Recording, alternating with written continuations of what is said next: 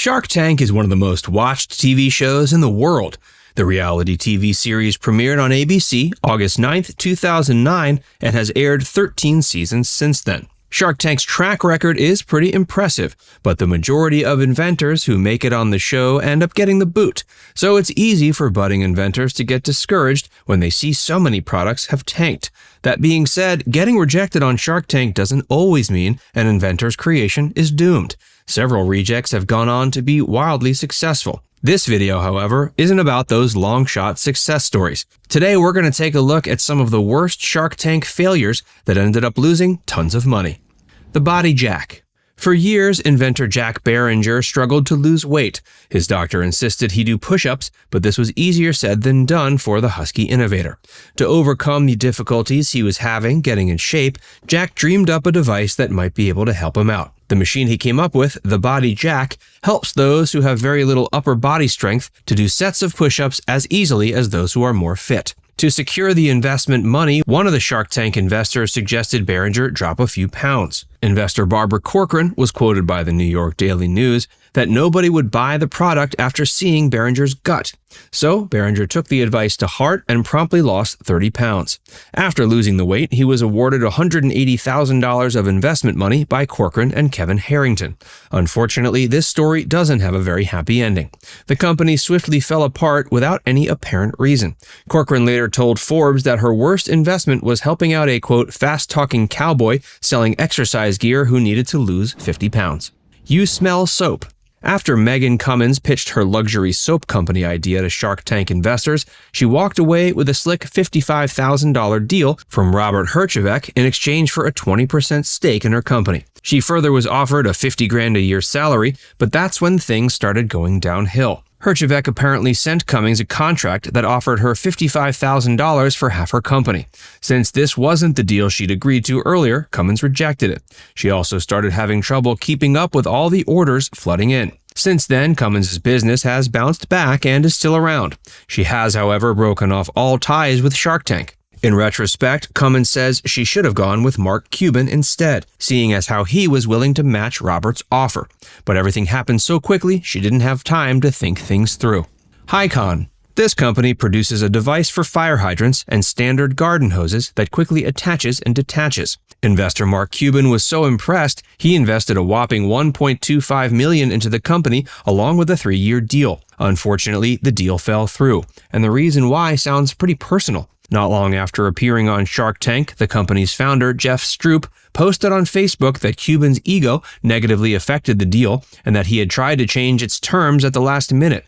What ultimately killed the deal between the two men was the licensing of the product's design. Jeff Stroop ended up seeking out other investors and eventually got both a professional and home version of the product to market. In 2015, the Huffington Post reported the company was worth $5 million. So while Jeff seems to be doing quite well, it looks like Cuban ended up drawing the short stick. Before we tell you more about Shark Tank failures, be sure to give this video a like and subscribe to Factsverse if you haven't already. ShowNo Towels. Shelley Eller pitched a product that was a cross between a poncho and a towel. She had already patented it and licensed it out to Six Flags Magic Mountain and Legoland before going on Shark Tank and securing a $50,000 investment from Lori Greiner. While everything was looking very promising for Eller, her partnership with Greiner ended up going south. Eller later wrote on her blog that the deal with Greiner had, quote, turned to crap. But instead of cursing her for kicking her to the curb, Eller thanked Greiner for teaching her a lot about what the cutthroat business world was really like. After 6 years of trying to keep her dream alive, Eller finally shut down her business. ToyGaroo. This company pitched its toy subscription service as being the Netflix of toys. Subscribers would receive a different toy every month as long as they kept up their membership. After 2 funding rounds, the company received $250,000 from Kevin O'Leary and Mark Cuban. Even though they were successful in securing funding, ToyGaroo still ended up failing pretty quickly. For one thing, sourcing the toys affordably proved tricky. They had hoped their newfound investors might be able to put them in touch with contacts at some of the biggest toy manufacturers like Mattel or Hasbro, but nothing came of it. Since they were running a free shipping model, the folks behind ToyGaroo ran into more problems when it came to toys being of very different dimensions. Shipping costs inevitably became overwhelming. Lastly, like most companies that appear on Shark Tank, ToyGaroo got a huge spike in subscriptions when the show aired. This This sudden influx of business was simply more than they were capable of dealing with. The company filed for Chapter 7 bankruptcy in 2012, only a year after receiving its investment. They officially shut down operations in 2016. Sweet Ballz. Cole Egger and James McDonald got a $250,000 check from Mark Cuban for a 25% stake in their cake ball business. Not long after securing the investment, the two business partners' relationship soured.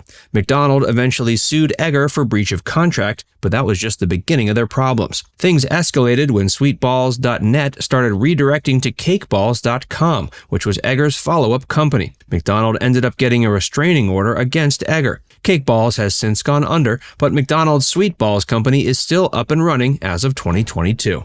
Qubits. In the first season, Mark Berginger presented a puzzle-like plaything that could form different designs and geometric shapes. He patented the product and was seeking to secure $90,000 for a 51% share of the company. Damon John chose to take the bait and agreed to his terms as long as he tried to get one of the top 4 toy manufacturers to strike a deal with them. After all 4 companies turned him down, Berginger's Shark Tank deal also ended. Even so, Qubits are still around and can be purchased through Berginger's Amazon store. 365 Underwear. William Strange went on Shark Tank pitching a subscription service for men's underwear. He ended up leaving the show with a $60,000 deal from Naomi Simpson and Janine Alice in exchange for 25% of the company. While Strange was happy with the terms, things changed once the cameras stopped rolling. Strange had been developing 2 startups at the time, but he was warned by the sharks that he would have to make a choice between the 2. He wrote the investors explaining he had decided to turn down their deal to go with his other business idea, a GPS-based company called Sports Performance Tracking.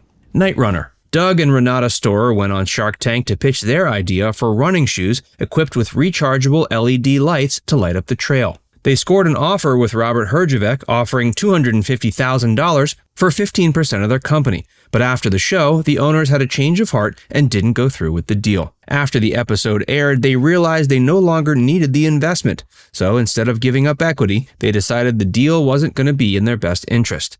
The Storer's risk ended up paying off because in 2015, they sold their website for $1.5 million. Hillbilly. Mike Abbaticcio and Sean Lees developed the Hillbilly clothing line and got the name trademarked. When they went on Shark Tank, they sought $50,000 for 25% of their company. But after the show aired, the deal fizzled. Behind the scenes, Abbaticcio and Lees told the Sharks they had only gone on the show for the free publicity and never wanted a deal in the first place. Since then, the Hillbilly brand has grown into a pretty successful business. They've recently expanded to the beverage market with their Hillbilly lemonade and sweet teas available at major retailers. Now it's time to hear from you. Which of these ideas do you think was the best one? Let us know in the comments section below. And before you go, make sure you give this video a like and subscribe to FactsVerse if you haven't already. Click the bell icon to stay updated on all our latest content.